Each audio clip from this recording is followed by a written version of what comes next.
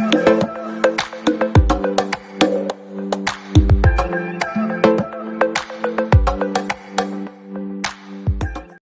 Friends, आपका स्वागत है हमारे आज के वीडियो में।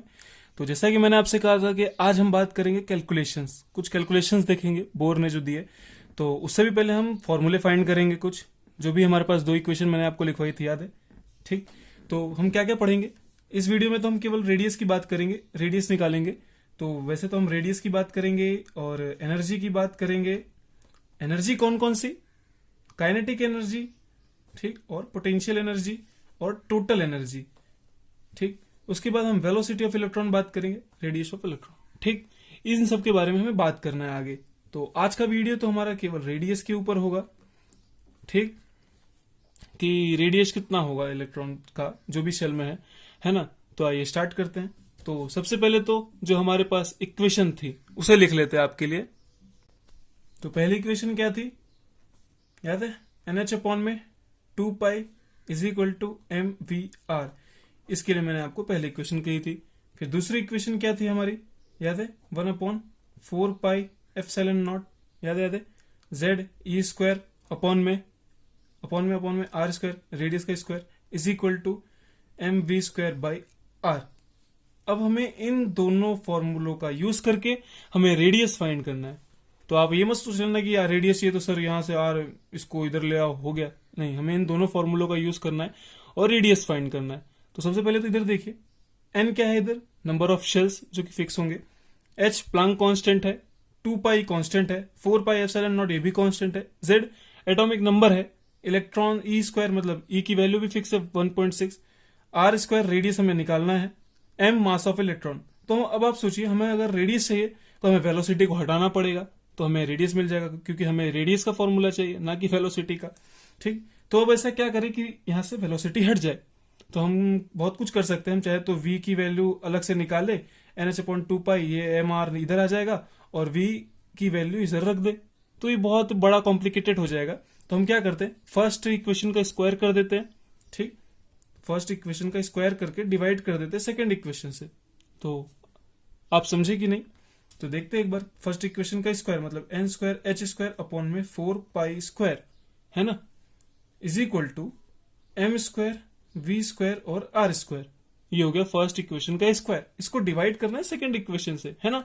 तो देखते हैं वो भी। डिवाइड मैंने लगा दिया, 1 upon 4 pi epsilon not Z E square upon में R स्क्वायर, और यहाँ पे क्या हो गया MV square by R।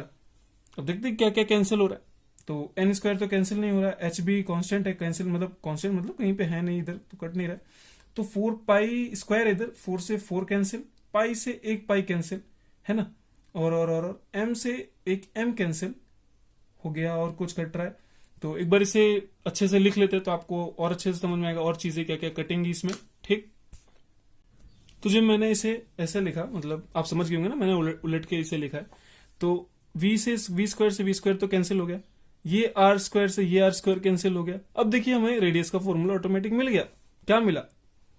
n square h square epsilon naught upon में पाई Z E स्क्वायर, और ये m भी नीचे आ गया। समझ में आया ना आपको? यहाँ पे सब कैंसिल, खाली m था, इसको इधर में डिवाइड में ले गया। तो अब आप सोच रहे हो सर बहुत ही बड़ा भयानक सा फॉर्मूला आपने बना दिया है, कौन याद करेगा? तो याद तो करना पड़ेगा दोस्तों, बेसिक है, लेकिन मैं आपको क्वेश्चन सॉल्व करने के लिए आपको छोटी ट्रिक बता दूंगा, तो इससे आपको इजी पड़ जाएगा वो, है ना। तो ये फॉर्मूला आप लिखते रहिए, हर बार याद करते रहिए, क्योंकि बेसिक है, पूछा जा सकता है, ठीक। जेईई मेंस वाले भी पूछते हैं। तो n square H square epsilon naught upon में पाई Z स्क्वायर m, रटते रहिए, याद हो जाएगा। तो मैंने आपको बोला छोटा सा एक, मैं आपको बताता हूँ क्या करना है। अब आप एक चीज देखिए, यहाँ पे n स्क्वायर है जो कि चेंज होगा आगे, सेल से अलग अलग होंगी, हमें वैल्यू नहीं पता। बाकी तो H स्क्वायर है, कांस्टेंट है, एप्सिलॉन नॉट भी कांस्टेंट है, अपॉन में पाई कांस्टेंट है, E की वैल्यू भी कांस्टेंट है, और m यानी मास ऑफ इलेक्ट्रॉन, E यानी 1.6 इंटू 10 टू पावर -16, ये सब मैंने आपको बताया हुआ है, ये सब कांस्टेंट है, ठीक। और यहाँ क्या बचा? n स्क्वायर अपॉन में Z। ये चीजें बदलेंगी। तो जब आप इसे सॉल्व करेंगे ना, सारी वैल्यू रखेंगे, तो मैंने सॉल्व कर दिया है, आप चाहे तो देख लेना, मिल जाएगा।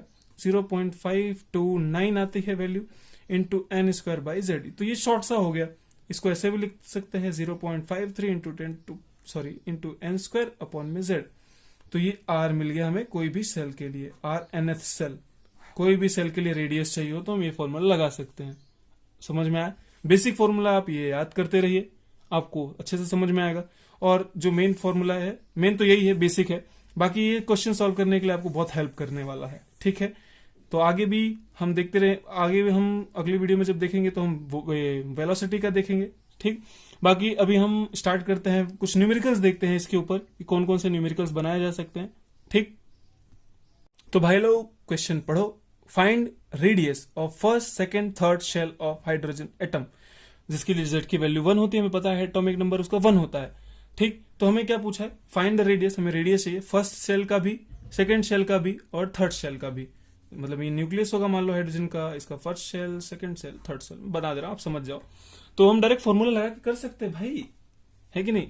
फर्स्ट शेल मतलब मैं यहाँ R1 लिख रहा हूं क्योंकि मैंने RNF करके फॉर्मूला लिखा था, या तो आप ऐसे भी फर्स्ट शेल मतलब R1 इससे लिख सकते हैं। तो क्या था? 0.53 इंटू n स्क्वायर था, n यानी फर्स्ट का स्क्वायर, 1 का स्क्वायर 1 ही होगा, अपॉन में z कितना है? 1 है, तो मतलब R1 0.53 एंगस्ट्रॉम। एक चीज रह गई थी, एंगस्ट्रॉम से इसको मतलब करते हैं, angstrom 1 angstrom is equal to 10⁻⁻10 metre, है ना? 10⁻⁻10 मीटर होता है, तो ये इसका मात्रक है। हाँ, भूल मत, रेडियस है तो जाहिर सी बात है मीटर में ही होता है, तो ये कुछ ज्यादा ही भाई एटम की बात कर रहे हैं, उसमें भी उसके हम शेल्स की बात कर रहे हैं, उसमें भी उनका रेडियस निकाल रहे हैं, यार छोटे ही होंगे ना यार, तो ये बहुत ज्यादा छोटे थे, इसलिए इसका जो मात्रक है वो एंगस्ट्रॉम है। आप लिख लेना, मैं आपको बताना भूल गया था, सॉरी उसके लिए। तो समझ में आया? तो फर्स्ट शेल के लिए क्या आई वैल्यू? 0.53 इंटू 1 हो गया। अब वो सेकेंड शेल के लिए क्या होगा? 0.53, सेकेंड है यानी एन की, सेकेंड मतलब ये एन की वैल्यू है। हाँ, इसे याद रखना, ये एन की वैल्यूज है। तो एन की वैल्यू क्या है वहां पे? 2, यानी 2 दूनी 4 अपॉन में 1, तो ये 4 टाइम्स बढ़ गई, मतलब रेडियस कितना? 4 गुना हो गया। 3 के लिए निकालना है तो 0.53, थर्ड शेल मतलब 3 इंटू 3 का होल स्क्वायर अपॉन में 1, क्योंकि z तो 1 ही है। इस बार कितने टाइम्स हो गई? 9 टाइम्स बढ़ गई। मतलब सोचो कितना फर्क आ रहा है रेडियस में। तभी बोर ने कहा था कि वो एक पर्टिकुलर, एक फिक्स ऑर्बिटल में ही इलेक्ट्रॉन होंगे, मतलब इन सभी रेडियस में हो सकते हैं, है ना? सोचो कितना फर्क आ रहा है। ये 9 टाइम्स बढ़ गया इसका रेडियस, इसका रेडियस इतना था, 4 गुना बढ़ गया रेडियस, फिर इतना बढ़ गया रेडियस थर्ड शेल का। समझ में आ रहा है ना क्या हो रहा है? तो अभी अगला एग्जांपल देखें, उम्मीद करता हूं आपको ये पल्ले पड़ा होगा। तो दोस्तों क्वेश्चन पढ़ें। Which of the following will have same radius as first shell of hydrogen atom? मतलब इनमें से किसका रेडियस सेम है first shell of hydrogen atom के? हाइड्रोजन एटम का जो फर्स्ट शेल का रेडियस याद है क्या आया था? हमने निकाला था, नहीं याद आ रहा है तो मैं आपको दिखा देता हूं। जो 0.53 एंगस्ट्रॉम आया था। तो क्वेश्चन में पूछ रहा है कि which of the following will have same radius, किसका रेडियस सेम होगा जैसा कि first shell of hydrogen atom था। तो हम निकाल लेते फटाफट। 0.53 इसके लिए है, इंटू एन स्क्वायर करते हैं, यानी 4 बाई लिथियम के लिए जेड की वैल्यू कितनी होती है? हाइड्रोजन हीलियम लिथियम 3, तो ये देखो नहीं आ रहा है ना सेम, क्योंकि उसका तो 0.53 है, तो ये नहीं है। सेकंड देखते हैं, जेड इज इक्वल टू इतना, इसमें कितना है? 4, हाइड्रोजन हीलियम लिथियम बेरिलियम, समझो समझो, जेड इज इक्वल टू 4, तो 0.53, एन क्या है? 2 है, 2 का स्क्वायर और अपॉन में 4, तो ये देखो हो गया, तो बेरिलियम है। समझ गया ना? 0.53 आ गया क्योंकि हाइड्रोजन एटम के फर्स्ट शेल का जो रेडियस था हमने निकाला पीछे 0.53 एंगस्ट्रॉम है, तो अभी जब इसमें निकाला तो बेरिलियम के सेकेंड शेल का जो है रेडियस वो हाइड्रोजन एटम के फर्स्ट शेल से मिलता है। बाकी भी देख लेते हैं। इसके लिए कितने है? जेड की वैल्यू 2 है, तो 0.53 इंटू 2 का स्क्वायर बाई 2, तो 4/2, ये तो दोगुना है, तो ये भी नहीं होगा। तो ऐसे आप निकाल सकते हो। तो उम्मीद करता हूं आपको समझ में आए होंगे ये फॉर्मूले, है कि नहीं? वैसे एक और बात, जो बोर का मॉडल है वो केवल सिंगल स्पीसीज इलेक्ट्रॉन के लिए वैलिड करता है, मतलब जिस भी एटम में एक इलेक्ट्रॉन हो केवल, क्योंकि जैसे हाइड्रोजन में हमें मालूम है एक ही इलेक्ट्रॉन है, तो केवल हाइड्रोजन या फिर उसके जैसे एक इलेक्ट्रॉन रखने वाले एटम के लिए वैलिड करता है। अब जैसे आप बोलोगे, मतलब यहाँ जो मैंने लिथियम लिखा है ना, वो तो मैंने आपको समझाने के लिए कहा है।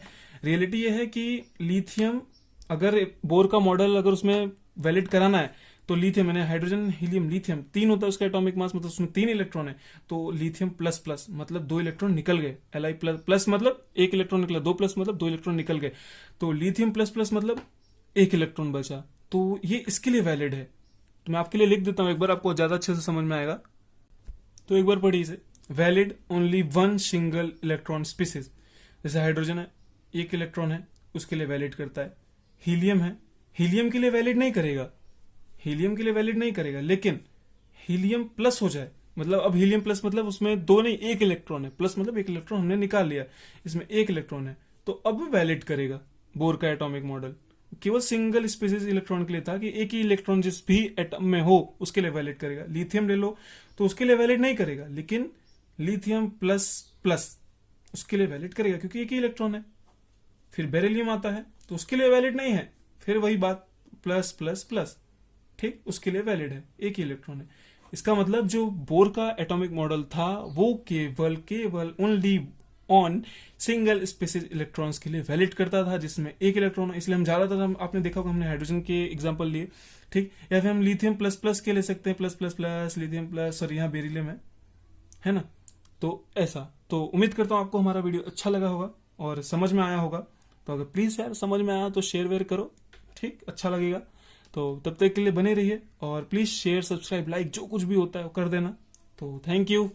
और हाँ, नेक्स्ट वीडियो में हम वेलोसिटी के बारे में बात करेंगे, वेलोसिटी का फॉर्मूला, और आप आर की वैल्यू रटते रहना। आर इज इक्वल टू, मुझे याद हो गया, N square H square epsilon naught upon में pi M Z E square. यार तो तुम तो यार कर ही सकते हो, है ना। तो बाय बाय, बने रहिए, अगली बार मिलते हैं।